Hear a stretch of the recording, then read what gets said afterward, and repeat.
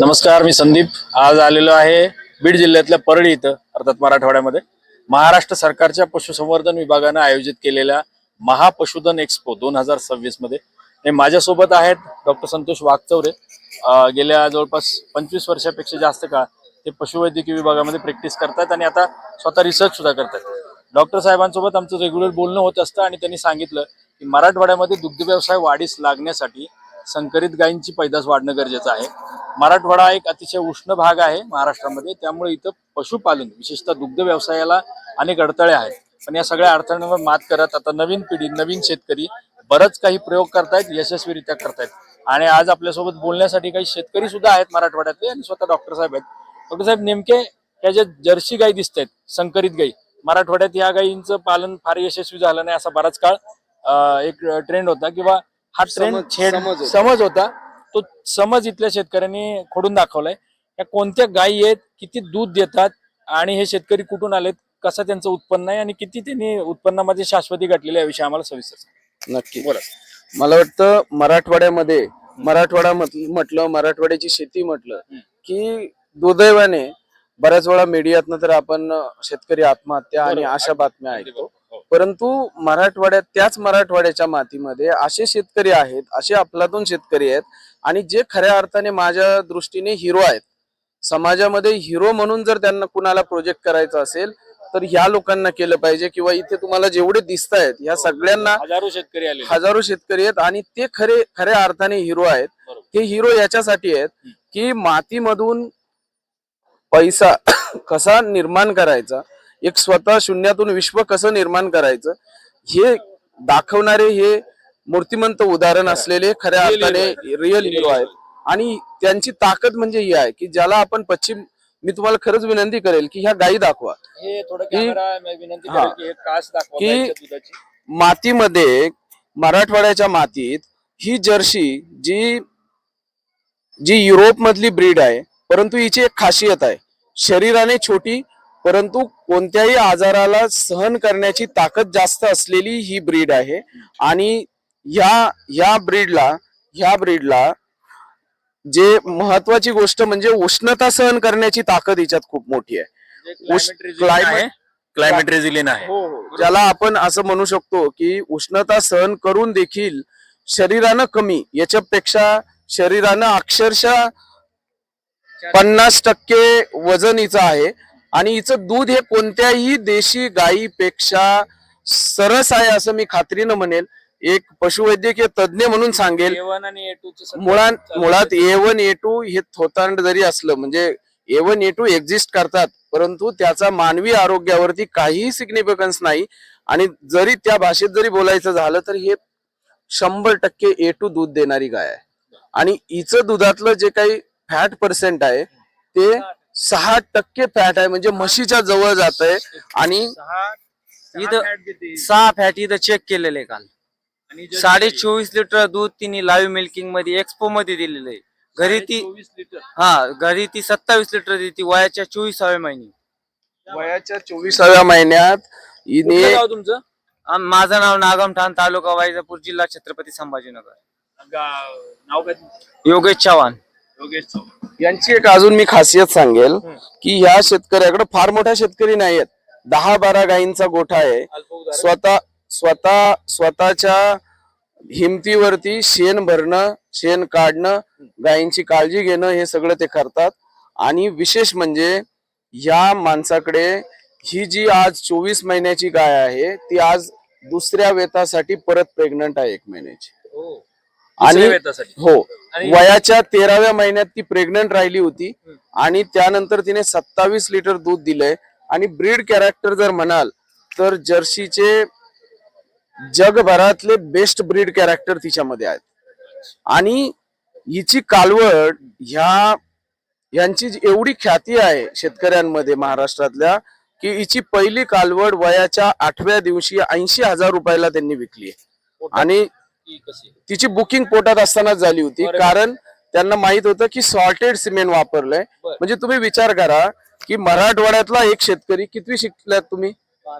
12वी शिकलेला एक मराठवाड्यातला शेतकरी ज्याच्या घरी एम्ब्रायो ट्रान्सफरने जन्माला, घातलेली कालवड जन्माला येते आणि त्या कालवडीच्या पोटात सॉर्टेड सिमेंट, तेही अमेरिकेतल्या हो तंत्रज्ञान IVF वगैरे सारखं. हा नाही, माणसाला IVF वापरता येतं, सॉर्टेड सिमेंट वापरता येणार नाही, नाही तर वेगळीच मोठी समस्या निर्माण करू आपण. आणि ती समस्या वापरलेलं आहे. सॉर्टेड सिमेंट जनावरांमध्ये यासाठी वापरलं जातं की कालवड होण्याची हमी 95% अधिक होते. बरोबर. आणि गोवंश पैदास वाढेल ना. गोवंश हत्या Male नको बंदी आहे आपल्याला, हो female हवी आहे. गोवंश हत्या बंदीमुळे आपल्या देशामध्ये शेतकऱ्यांना कुठेतरी मेल जे आहेत संकरित जनावरांचे ही कुठेही उपयोगाला पडत नाहीत. मग त्याच्यावरती शासनाच्या मदतीने, शास्त्रज्ञांच्या मदतीने मार्ग शोधला गेला हो. आणि तो आहे सॉर्टेड सिमेंटचा. तसा तो खूप मोठा आणि वेगळा विषय आहे, परंतु मी त्यांना नक्की विचारेन ही कोणत्या बुलची आहे, हिच्या पोटात कोणतं वासरू होतं आणि आता पुढे कुठलं असणार आहे त्याच्याबद्दलही माहिती सांगा. मुद्दाम विचारतोय की एक 12वी पास शेतकरी ज्यांना मी हिरोच समजतो, ग्रामीण महाराष्ट्राला परिवर्तन करणारे हिरो आहेत. थोडक्यात सांगा, हिचं दिवसाचं उत्पन्न किती आहे या गाईच्या दुधाचं? अगोदर तिची ब्रीडिंग हिस्ट्री आणि मग एक स्वतः ही क्लचची वायकिंग जेनेटिक क्लचची, हिला हॉक्सफॉर्ड भरलं होतं सेक्सुअल सिमेंट. तिचं फिमेल कापणी 8 दिवसाची 80,000 विकली. आता हिला दुसऱ्या व्यतासाठी मी ABS बिग शॉट भरलेले. ती 1 महिन्याची प्रेग्नेंट आहे. नाही नाही नाही पर्सनल खाजगी कंपनी कोण विकत घेतो आम्ही, बाहेर विकत विदेशात नाही येतं की देशात आहे? विदेशी एम्ब्रॉयडरी ट्रान्सफर साठी हिला जन्माला घालायला किती खर्च केला होता? हिला मला 1.5 लाख रुपये खर्च आलेला आहे. 1.5 लाख हिला जन्माला घालायला भरपूर खर्च केलाय, पण हो. तिला तसा रिझल्ट नाही. मराठवाड्यातले जे तिचा परतावा एकदा 1.5 लाख घालते, पण परतावा मला 80,000 तर नुसते तिच्या वासराचे झाले, दुधाचे प्लस पैसे मिळाले. मराठवाड्याचे तापमान जास्त आहे, जवळपास उन्हाळ्यामध्ये 45+ डिग्री होतं. तर त्या टायमिंग मध्ये मे महिन्यामध्ये वगैरे बाकीच्या जर HF किंवा इतर गाई आणि हिच्यात गाई याच्यात काय फरक जाणवतो? ही उष्णतेला सहज सहन करते, 42 डिग्रीला सहज आणि सहज सहन करते. काहीच नाही, दुधात सुद्धा बदल होणार नाही, फार विशेष वेगळे प्रयत्न करावे लागतात. काहीच नाही वेगळे नाही, दूध सुद्धा कमी होणार नाही. हाय त्याच्यावर टिकून राहील. उन्हाळ्यात दूध किती? आता गाय पीक पिरियड वर असते तर 27, 27.5, 25, 26 24 तासामध्ये 24 तासात. इथं लाईव्ह मिल्किंग मध्ये 24.5 लिटर एक्सपो मध्ये तुम्हाला बक्षीस मिळतंय. तर बक्षीस मिळतं. विनर आहे, विनर आहे.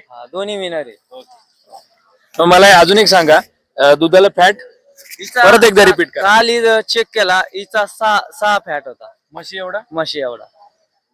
24 लिटर वर सुद्धा भाव काय मिळतो तिकडे? आता आम्हाला हिचा आम्ही दुसऱ्या माझ्याकडे संकरित पण आहे, त्यांच्यात HF पण आहे, त्याच्यात मिक्स करून देतो. त्यांची फॅट लेवल थोडी कमी आहे, मेंटेन करायसाठी ठेवलेलं आहे. किती लागते फॅट तरी तिथं 4-0 लागते माझी. 4-0 ला त्याच्या 3.5 पर्यंत लागता. ह्याचं 4 4.5 करून घेते मेंटेन. याला जर वेगळा दुधाचा रेट जर ठरला तर याला दर चांगला मिळेल. 6 फॅट म्हणल्यावर खूप जास्त झालं ना. 60 फॅटला मला वाटतं आजच्या परिस्थितीत 50 रुपयाच्या आसपास दर, 51 रुपये दर मिळतोय. कारण हे आणखीन एक शेतकरी आहेत की हे मराठवाड्यातले दुसऱ्या परभणी आणि लातूर या भागामध्ये यांचं काम आहे. यांच्याकडे सुद्धा बेस्ट क्वालिटीच्या जर्सी आहेत. काय आहे तुमच्याकडे? तर माझ्याकडे HF आहेत, लातूर जिल्हा भास्कर माधव भुरे, राहणार किनी कदू, तालुका अहमदपूर, जिल्हा लातूर. किती ब्रीड आहे तुमच्याकडे? कोणत्या ब्रीड आहेत? माझ्याकडे आता सध्या 3ऱ्या जनरेशनची एक आहे आणि 2 फर्स्ट जनरेशनचे आहेत. मी इथं नाही, माझ्याकडे HF आहेत, परभणीकरांचे आहेत जरशी. हो, ते मिल्क कॉम्पिटिशन मध्ये आलेले आहेत परभणीकर. आणि हे चव्हाण सर, त्यांची पहिला, ह्यांची दुसरा आणि तिसरा पण ह्यांचीच आहे मिल्क कॉम्पिटिशन. गायीने किती दूध दिले दिवसाला? माझ्या घरी दिले होते माझ्या 32. मी तर थोडं स्ट्रेस मध्ये आल्यामुळे थोडं कमी आलं. स्ट्रेस मध्ये हो. तणाव म्हणजे हा. गर्दी वगैरे प्रवासामुळे गर्दी. हो. तुमचा काय अनुभव या गायींच्याकडे आणि गाई पालनातला? गाई पालनात देशी मधला काय फरक आहे? देशी मध्ये आणि जर्सी मध्ये तसं काय फार फरक नाही. जर्सी मध्ये बरं का, HF मध्ये आहे फरक. हो. तर हे जर्सी 1 नंबर ब्रीड मध्ये, एम्ब्रिओ म्हणल्या तर चॅलेंज सर. हो. तुमचं म्हणणं आहे की हे चांगला व्यवसाय होऊ शकतो. तुमच्या गावात किती शेतकरी करतात?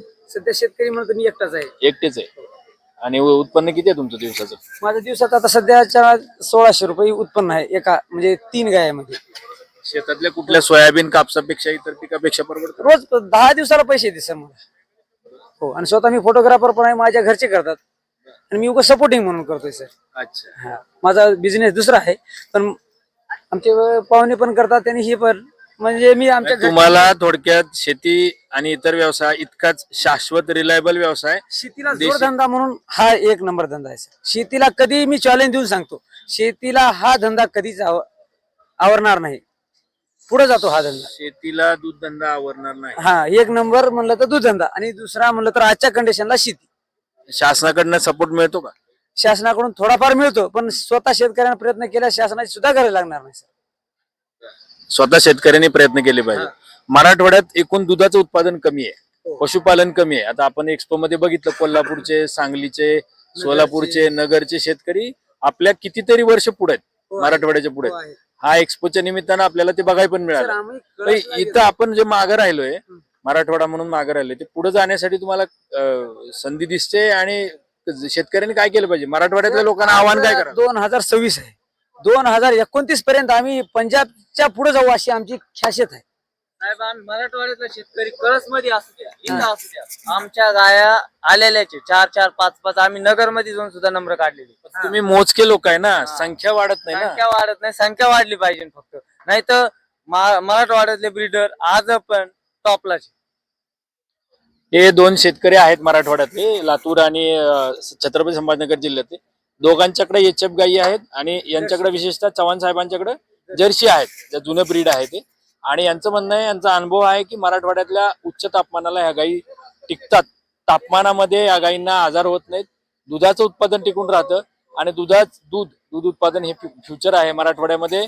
एक चांगला शेतीला पूरक व्यवसाय आहे, होऊ शकतो. आणि त्याच्याकडे सकारात्मक दृष्टीने जास्तीत जास्त शेतकऱ्यांनी बघावं, असं या दोन्ही शेतकऱ्यांनी तळमळीने आपल्याला सांगितलेलं आहे.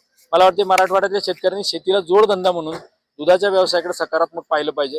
देशी असतील, संकरित असतील किंवा या जर्सी सारख्या गायी असतील, त्यांचं संगोपन केलं तर त्यांच्या अर्थकारणामध्ये नक्कीच वाढ होणार आहे, दैनंदिन पैसे मिळणार आहेत आणि त्याच्यातनं एक चांगली उन्नतीचा, प्रगतीचा मार्ग साधला जाईल.